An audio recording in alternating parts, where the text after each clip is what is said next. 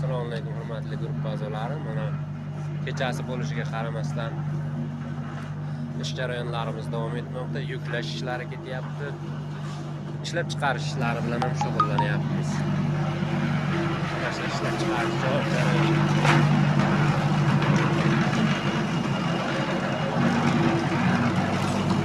Yigitlar tinimsiz ishlayapti.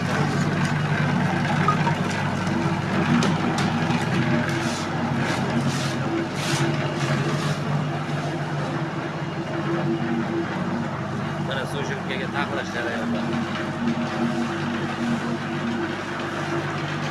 Kechasi bo'lishiga qaramasdan hamma ish bilan band. Kunim bilmay yuribdi. Sen nima qilib yuribsan? Ishla.